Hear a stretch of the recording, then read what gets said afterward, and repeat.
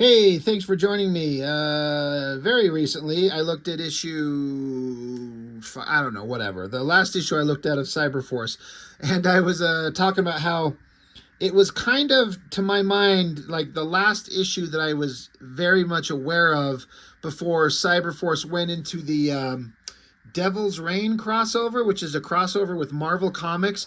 And then after that, Cyberforce was kind of done, and it may not have been technically done. Like, I know there's an issue 30 or something like that, but for me, my memory doesn't retain any information about any issues of Cyberforce after the Devil's Reign thing. It was done in its first incarnation, the first version of it. And as happens with these books, the comic industry kind of ate shit, ate itself, in the later part of the 90s, as we all know. And but the creators of these books kept trying to, like, there's an audience out there for some of this stuff, right? There's people out there who liked Cyberforce and wanted to see more of it, so they would reboot it, revitalize it, try a new series, try a new run. Like, let's get a new approach to it, let's try something different, we'll get a different artist on it that'll be the something that's unexpected, and see if they can make it work. Sometimes it does, sometimes it doesn't. Um, I've said this about Cyberforce. I kind of like it. I can't. I For some reason I kind of can't help but just kind of look at it with some a kind of a fondness and a charm, despite the fact it never really went anywhere or became anything. Um, you can look back at, like, Wildcats over at Jim Lee's studios, and Wildcats wasn't any better, but he handed the book over to some incredible writers and got some great stuff out of the title and the characters. Um, can't really say the same about Youngblood per se exactly, but Liefeld did hook up Alan Moore to Supreme, and then that kind of he wrote some other stuff for the Extreme Universe and wrote some really good stuff. But Cyberforce, Top Cow, they never really did that. They kind of kept it, I don't know, I was going to say in-house, but that's not true. Like, this has Ron Mars writing it, so they're bringing a writer on that's beyond, somewhere beyond just Silvestri writing it, or Silvestri and his buddies, or whatever the case may have been.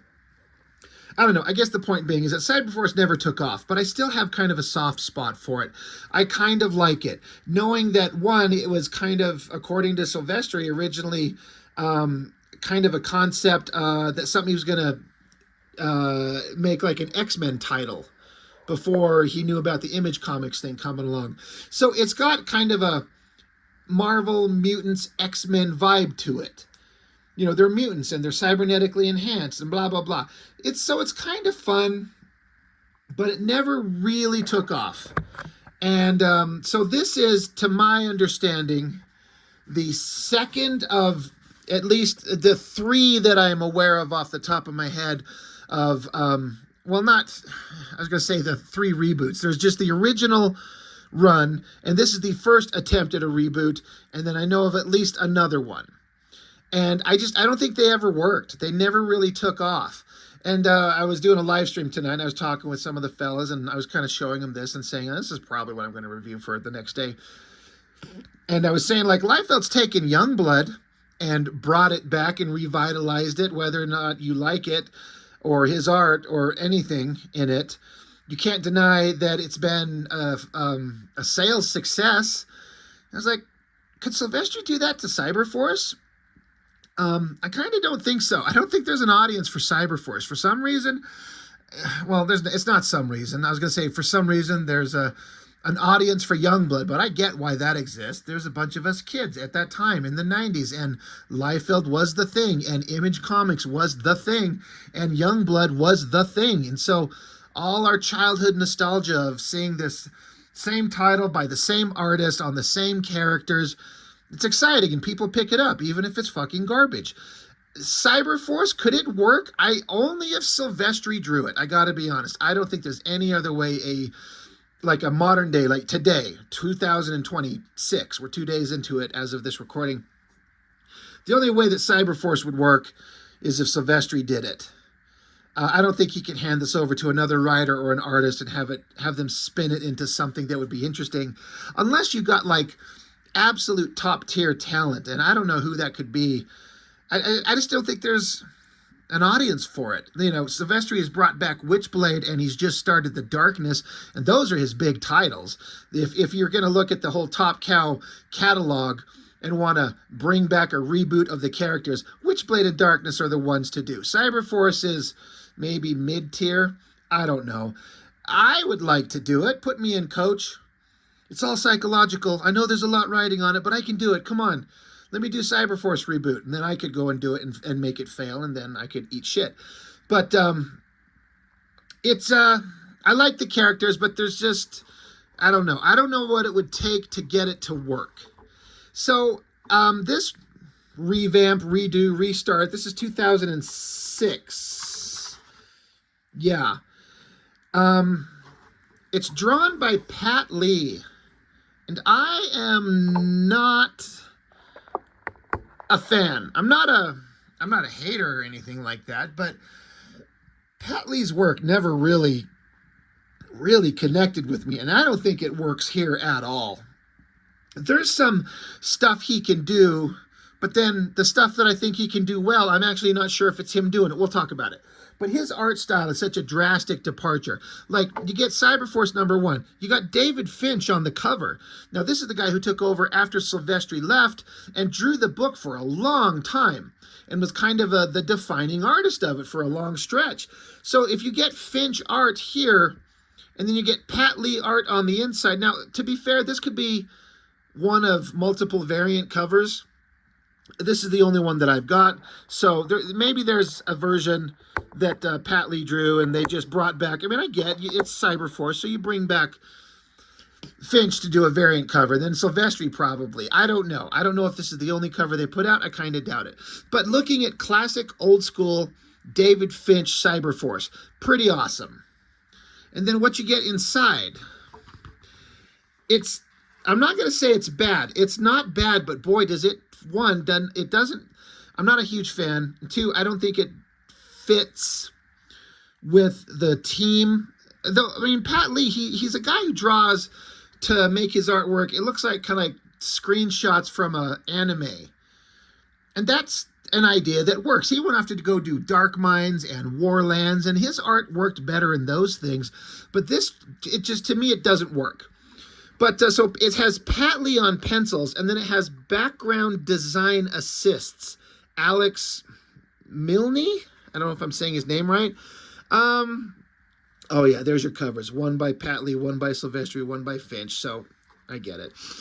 But so I was gonna say some of the art in this book, the stuff that I look at and I like are like the backgrounds, the technology, the finesse and the detail on the tech or the vehicles or the robots. And I don't know that Pat Lee's doing that.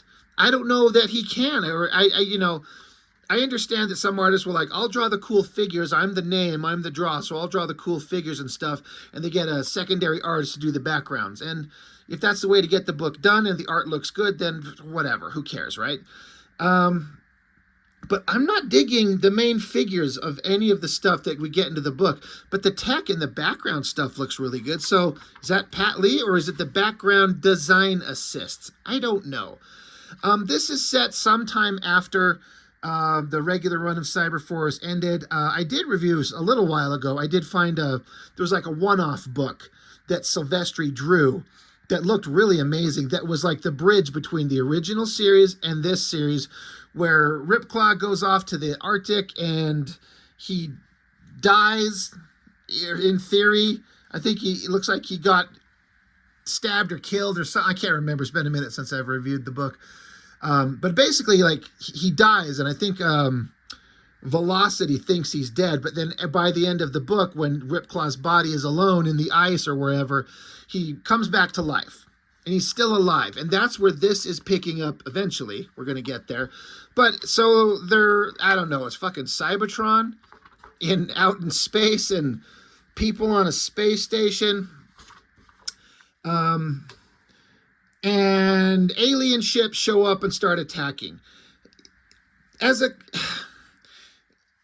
know what to say. I don't hate this. I don't. It's not. It's pretty good art, I guess. I like the figures. I'm not loving, but the backgrounds and the ships, I am. It just doesn't feel like a Cyberforce comic. But what does a Cyberforce comic feel like? Like, if I think about that, it doesn't have really a vibe outside of awesome Top Cow, Silvestri, David Finch type art. And a bunch of awesome heroes and hot babe chick characters fighting robotic monsters and bad guys. That's what Cyberforce is, right? Not that that's interesting necessarily on its own. So this is like anime sci-fi space battle stuff, and it's fine. I don't know. It all looks good. But again, is this Pat Lee doing this? Did he draw these spaceships? Did he put all this detail in? There's a kind of an interesting like energy glowing effect from the exhaust on the engines on that ship there. That's kind of cool. So again, this is visually impactful. This is all kind of fine. I don't know what it is about this book and the coloring. Dream Engine colors. It's like there's nothing that I can identify as being wrong with it, but I'm not digging it. I'm not vibing. It's I don't know. I don't know what it is. But like there, that's a shot. That's a pretty good shot. Overhead looking down. Very clean line. So it looks like from like an anime, like a cartoon. It's not an over-rendered, hyper crosshatch thing. I got to imagine they specifically chose Pat Lee because of that. They wanted to do something different, a little streamlined and stripped down. Does it work? I guess if the story is awesome, maybe it is. But so now we're getting into the story. It's Cyblade. We get a shot of the classic team of Cyberforce running into battle. And they're saying, hey, we should get together. We should do this more often. But we're always busy fighting a bunch of mutant freaks or getting stuck in time or burying someone. Doing more of this, like getting together, like she's dressed up, they're pouring some wine. Who is she with? If I could turn the page. So that's Cyblade, and we got the sisters, Ballistic and Velocity. And I mean, like, look at that face. It's again that cartoony anime style. It's fine, but I'm not loving it. And I really feel like there's a big artistic difference. Like it feels like the human figures were drawn one way and then the backgrounds are an entirely different thing. And maybe that's what the credits were talking about. It said Pat Lee pencils, but then background design assists was someone else. But so it looks like the figures and then the backgrounds are all completely separate elements spliced together. It's kind of fine, but I don't know. I remember getting this and just not being really thrilled with it, not being blown away. But I do appreciate the idea. Like these characters, like we've been through their adventures, we've read all their previous stuff. They're just getting together and they're just kind of reminiscing about the past, all the cool shit that they used to do, how they used to. I don't know if they've stopped being a superhero team or if they just kept going. I don't know. They're just reminiscing about the past and all the cool shit they used to do and how they're a family. And they're saying here, like Cyblade saying, at least it's fitting that it all ends here, one way or the other. Whatever happens tonight, everything Cyberforce was is dead. So, all right. And they're talking about the other characters. Dylan, dead. So Heatwave, the most boring character ever. He's dead. Boomer, they're talking about this Impact. I guess that would have to be. Boomer is gone. The big strong guy. He's gone. Stryker, the guy with 3 arms on one side. He's off to God knows where doing God knows what. And then Robert, Bearclaw, Ripclaw. He's dead. Or so we think. So just the girls are left. So they're sitting around, they're drinking, they're talking, they're throwing knives at pictures on the wall, they're knocking wine bottles over. I mean, it's all good characterization, I guess, technically, but from a story structure, I get it. We start out with an alien space invasion and the threat that's ominous and on its way. Then we cut to the 3 remaining characters who are still kind of living normal-ish lives, talking about past adventures, things that they miss, things that they are happy about. You know, they're just talking back and forth. But I'm like, this works in a movie, but in a comic book, I kind of feel like I want to say we want to get going in on the action, but you could say we got started with the action with alien spaceship shooting, but let's get into with some action with the characters. I don't know. It just depends on what your kind of interests are. But anyway, the girls are sitting around talking, and they've got something that they have to go and do. Something important's coming up. So we get a montage, bunch of shots of the girls getting dressed. Cyblade putting her hair up, zipping up her tits, putting her mask on, laser hand, ballistic, putting a magazine in a gun, a glove, holster the weapon, zipping up her tits. Velocity, standing around in a G-string, zipping up her ass, looking in a mirror and taking off running. And then we get the obligatory cool shot of the girls in their outfits. I don't know. It's something about that I'm not digging. It's supposed to be the big cool shot of the characters. We're in uniform. We're looking tough. We're looking awesome. We're going to do cool Cyberforce shit. Girl Cyberforce shit. And I'm not digging it. It's kind of fine. It's just kind of fine. Anyway, whatever. The girls,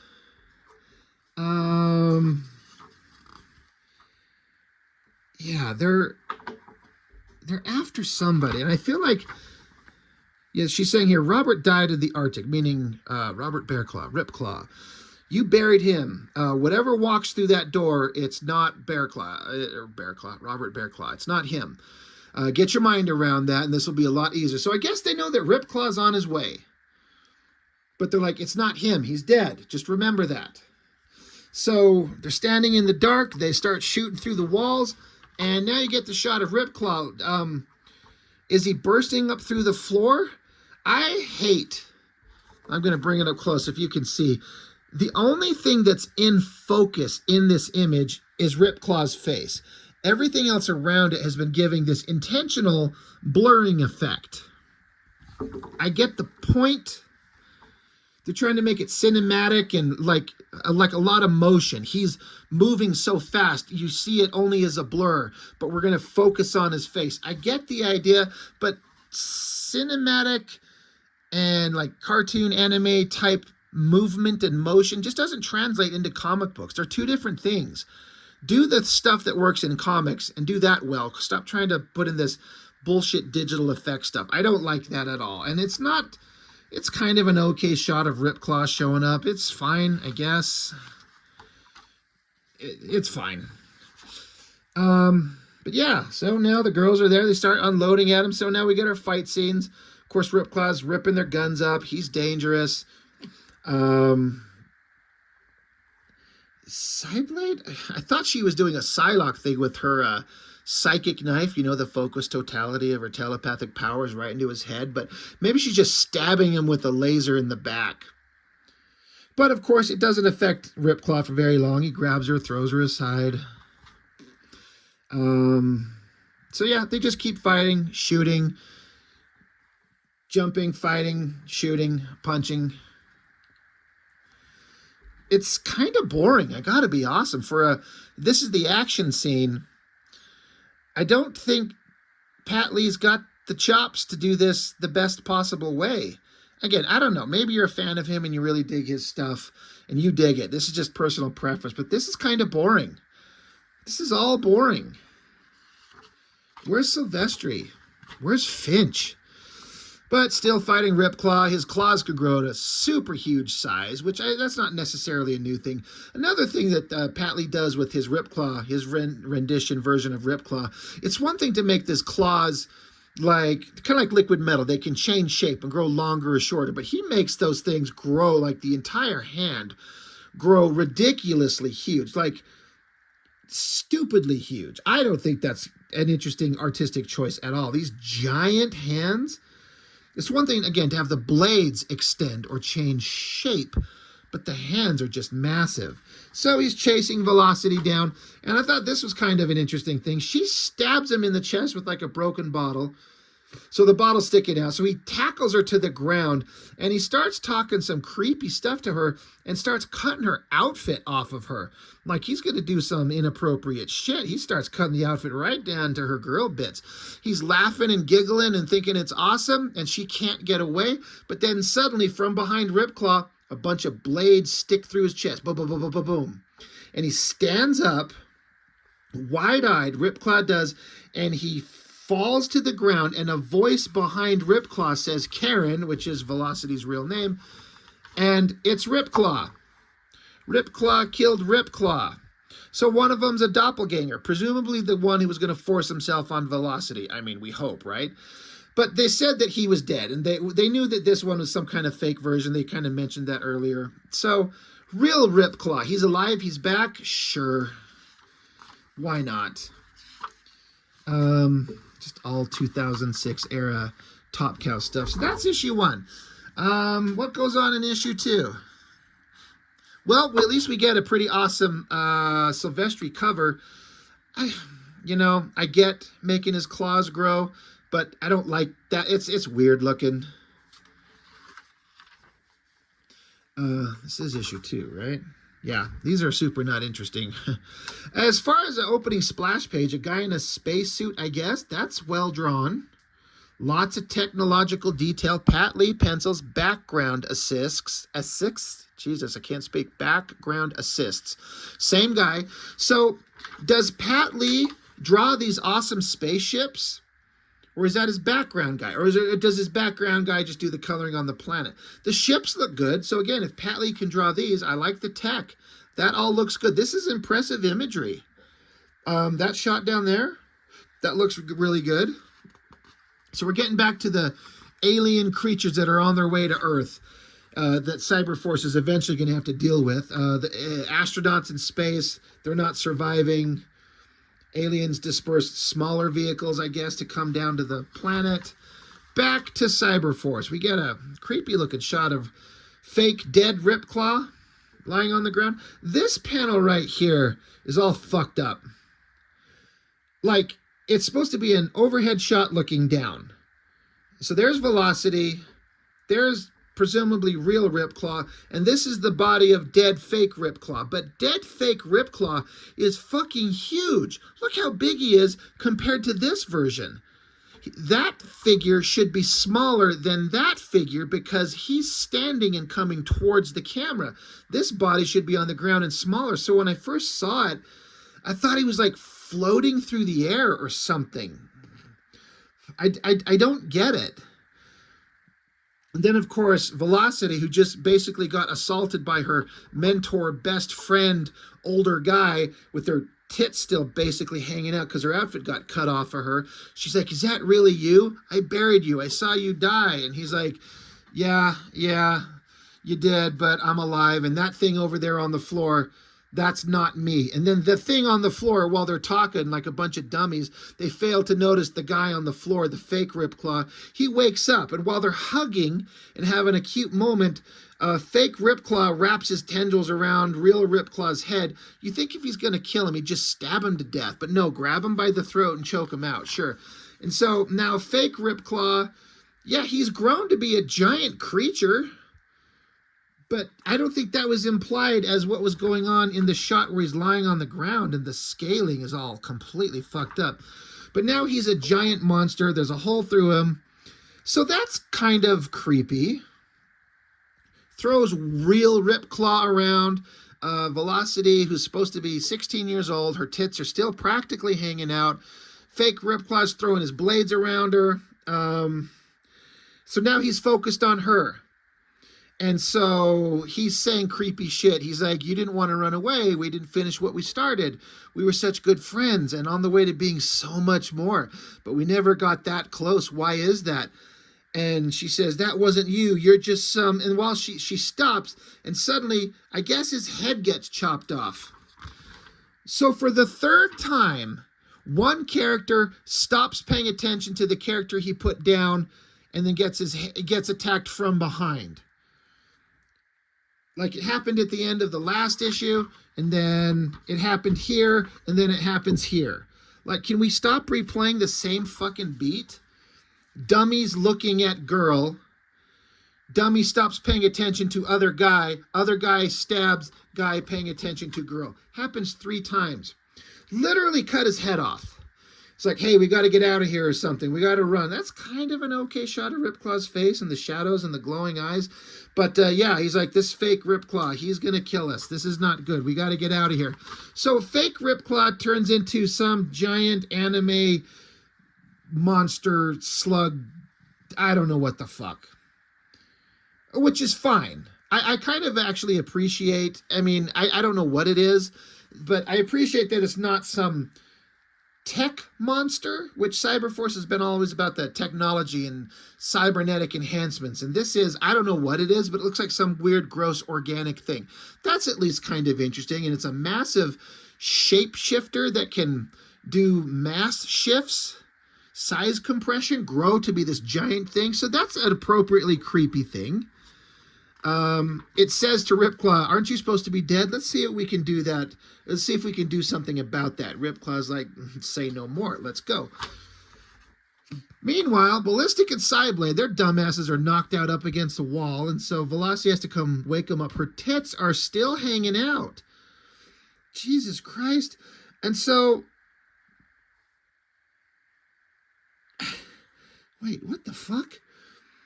So Karen... Velocity picks up her sister Ballistic and just takes her, and they leave Cyblade just to lie there?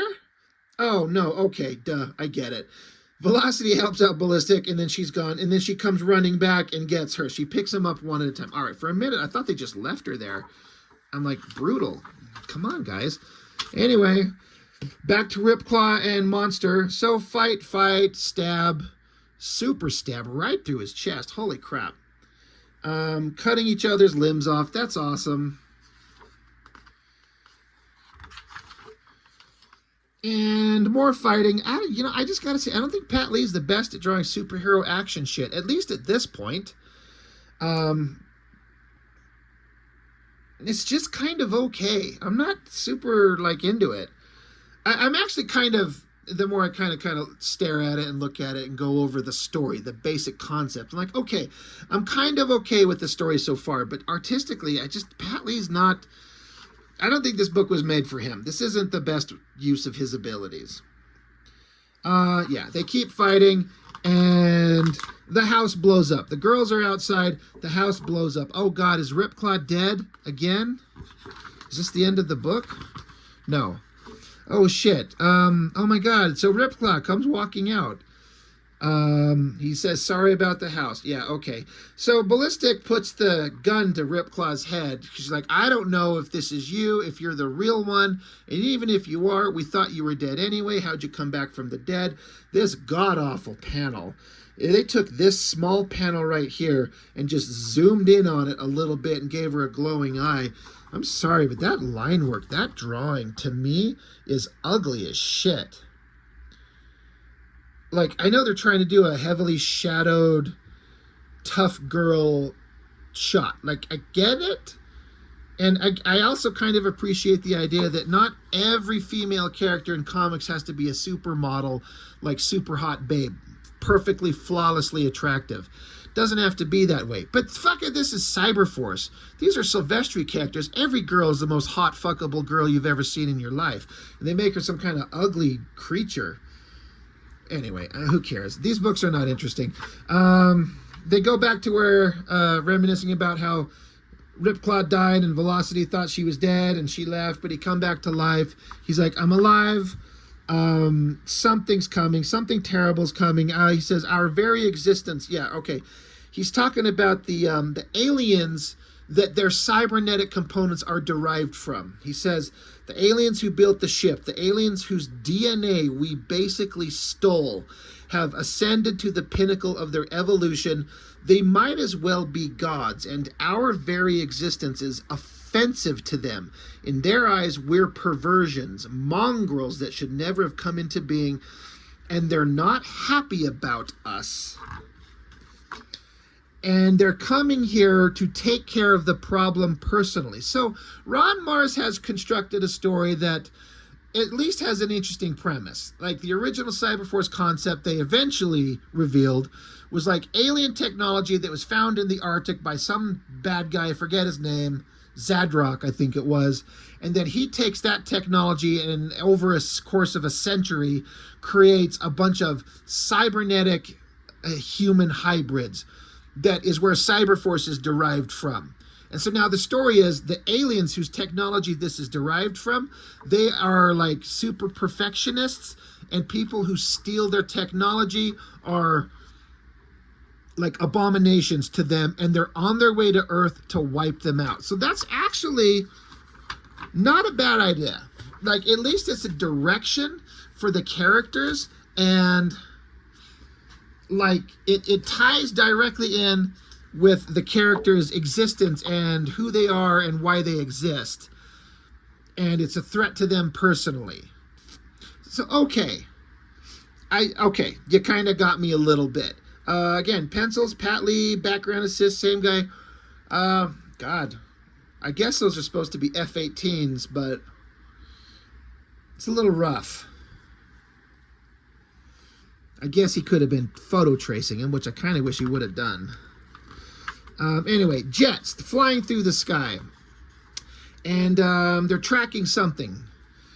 Like, you know, tally, 5 o'clock low. We got 2 on the radar. Maverick, hey, they're coming. So yeah, the jets run into the alien ship. So we have a airborne battle. And the alien ships just, of course, take out the human fighters. Of course they would. This is all kind of fine. Okay, here's the thing. Pat Lee can draw everything except human beings. How about that? I mean, the jets are, you know, I know I was just kind of complaining the jets weren't great, but they're good enough. But like the suits, the masks, the gears, the straps, the hoses, the cockpit, the vehicles, all this stuff is good. I just don't like his figures, his human figures. And his storytelling action shots are not amazing. This is all kind of fine. Yeah, the humans, they get off a shot, hits the alien ships. But of course, they got shields, just like Independence Day. Human fighters are wiped out. They're just establishing that these aliens are super powerful. Anyway, back to Cyberforce. So you got Velocity, Cyblade, Ballistic, and they're going with Ripclaw. And they're moving to a new headquarters. And this was, I think they stayed in this place for a while. It's a lighthouse. And they've got some kind of bunker underneath it. Yeah, Ripclaw saying, back when Cyberforce was based in Westchester, we started building this as a secondary base of operations. We didn't make a whole lot of progress, but it's more of a glorified bomb shelter than anything. So their headquarters that were underground, underneath the gas station up in New York or wherever the fuck, it got blown up. And this is a secondary base that they were working on. And now it's the only place they have to go. Okay, I get it. They just wanted to move them to a new location. And why not something... I mean, were they in Maine or something like that with lighthouses and the fog and by the beach? That's kind of nice. I like that. So they go into it. We'll get there eventually. Is it the next page? Yeah. So they go down these spiral stairs and they're talking. Yeah, they used to have service crews that worked here. They would stop in twice and keep stuff up. It's private, ladies first. We're going down here. Characterization, back and forth, whatever. They go through a holographic wall. They go inside this giant room. And they're like, holy shit. You said that this isn't finished. It's not completed. It's more of a glorified bunker. Bam. In terms of visual impressiveness, that's pretty freaking good. There's a lot of detail. Very sci-fi tech. The colors have kind of a... I don't know what the word is. It's kind of like a washed out fog over it. I don't know. I don't know how to describe it, but I don't hate it, but it's not my favorite. But in terms of the visuals of the backgrounds, and I'm assuming, again, probably not Pat Lee, right? It says background assist as the other guy, but this looks amazing. Very cyberpunk, sci-fi tech stuff, the exact kind of thing that Cyberforce would need. And so the characters are literally saying, this is your idea of a glorified bomb shelter? And Ripclaw's like, that's what it was. I swear, the last time I was here, this place was a hole in the ground. It looked nothing like this. Oh my God, somebody else has got to be here. I wonder what it could be. I wonder who it could be. So they walk around, they notice like somebody's been here, somebody's been busy, and for some reason Ripclaw and Ballistic suddenly realize they feel like they're being watched. They get shot from off to the side. There's some human-shaped robotic sentry drones, probably just generic things that our heroes could shoot and cut up so we can have a fight scene, which is what we get. So our team gets to fight generic nobodies. Chop, blast, cut, speed, beat up, whatever. It's all kind of fine. But then one character, one guy, shows up as a silhouette above Cyblade. And he says, "Apologies for the rude welcome." Oh my God, who could it be? It's frickin' Heatwave. He died, but he's back. These are comics, guys. I guess it's a better design than his original Heatwave outfit, which was just boring, superheroic, generic boredom. It's kind of fine. I like the backgrounds, great tech. But yeah, Heatwave, he's supposed to be dead. He does die in the Devil's Reign crossover, but he's alive again. Oh my God. So now they don't trust him. Remember how they didn't trust Ripclaw? They don't trust him. So they got to talk it out and blah, blah, blah, blah, blah. It's him. There's hugs all around. There's handshakes all around. The team's coming together. This is amazing. And he's been the one that's been fixing up this secondary site. Blah, blah, blah. Isn't it awesome?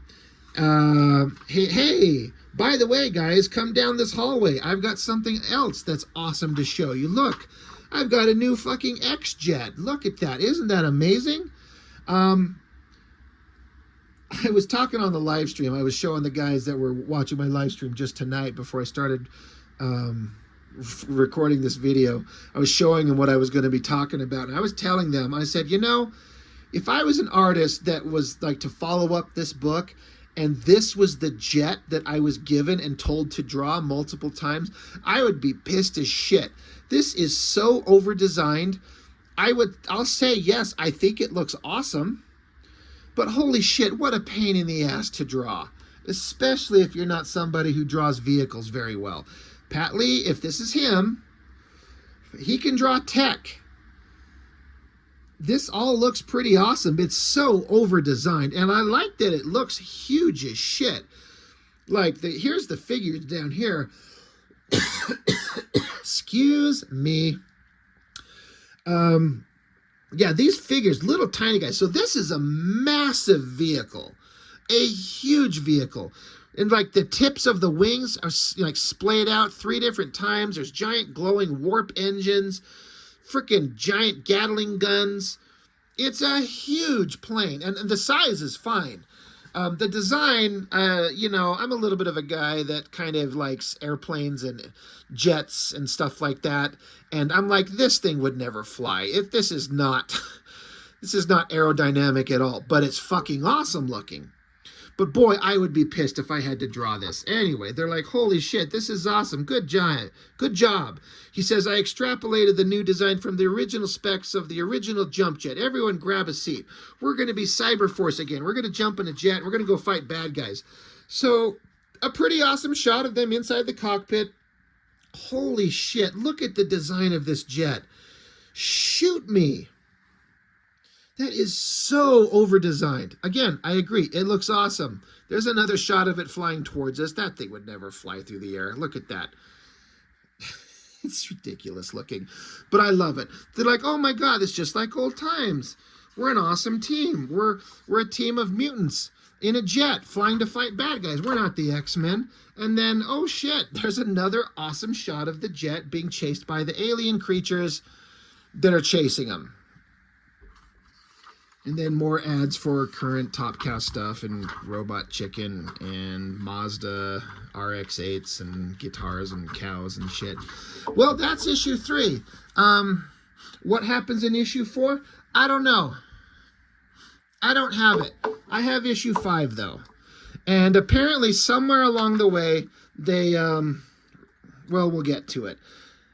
Now, this suddenly, it doesn't have that kind of washed out background Let me see if the credits are the same. Where are the credits in this damn book?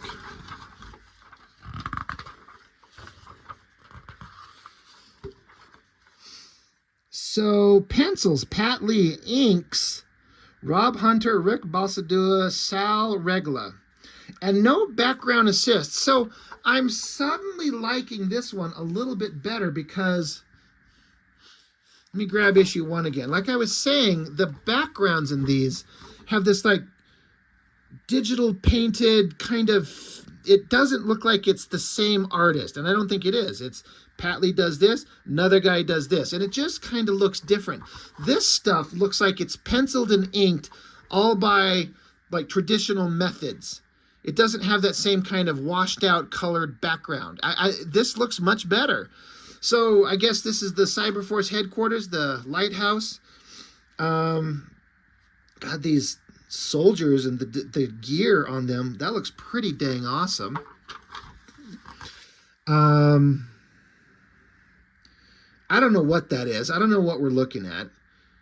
Is it a submarine? Some girl. Oh my God, she's got green hair. Is it Aphrodite 9? Probably. Scene straight out of Danger Girl. Submarine girl coming out of the water, tits hanging out. You guys remember that in Danger Girl? That was awesome. Yeah, that's Aphrodite 9, the David Finch character.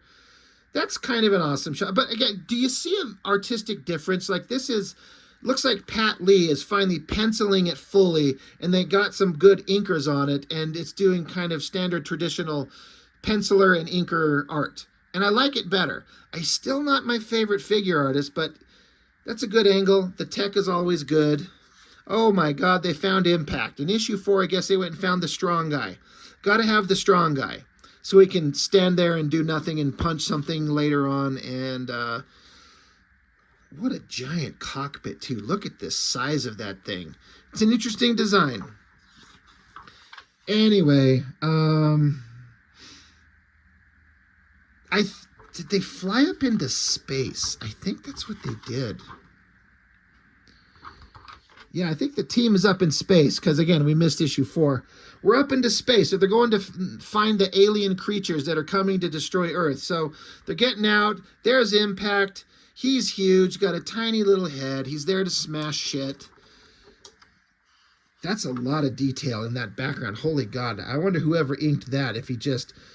was just dying. Like, holy crap, what a lot of detail. It looks good. Good angle, good detail.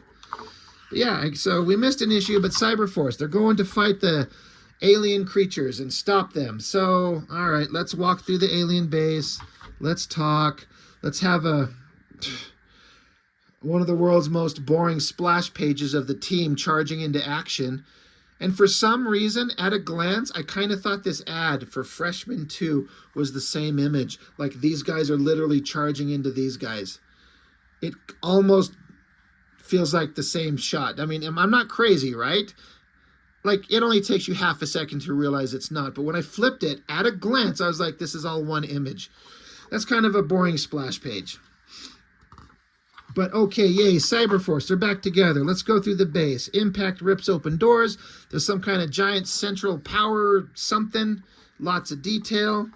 Cyberforce is being an awesome super team. Impact gets shot. Oh no, whatever shall we do? Giant bad guys. So now we're back with tech bad guys. So they're going to fight. There's a double splash page of the team fighting. Now that's pretty good. I'll give them credit on that one. A lot of detail. All the characters doing some awesome stuff. That's pretty impressive. Not bad. Not bad at all. Cyberforce is just so cool. We're fighting bad guys. All right. Velocity's got to run off. Like, hey, go do a thing. Go run around. You're fast. Go see what you can find. So she zips through the ship super fast. And we end on this shot, I guess, in the command central control center of this plane, of this alien ship. And as a piece of art, this background is amazing. I could never in a million years even conceive of designing something so detailed and awesome. And I like that these, I'm guessing these are the cybernetic aliens whose technology is derived and created Cyberforce. Like, if you look at the size of their figures next to Velocity here, they're huge. Like, they're massive creatures, and it's kind of creepy. It's kind of got echoes of the space jockey from the first Aliens movie, the Ridley Scott, right? Remember when the, what's his name? The human goes into the ship, and there's that dead mummified alien creature that looked huge. It's kind of the same thing. I have to imagine there's something similar to that intentionally going on here. But she found them, and then they opened their eyes. Oh my God, something's going to happen. And that's the end of the issue, and I don't know how it ends. What happens next? Is it a 6-issue thing? I don't know. I never know what happened, but I stopped collecting it. I was just not into it. Revisiting it now, it's a little bit better than I remembered, if I'll be honest. The story, I'm not loving Pat Lee's art. Like I said, there's a couple of places where I'm like, oh, that was kind of fine. That was really good.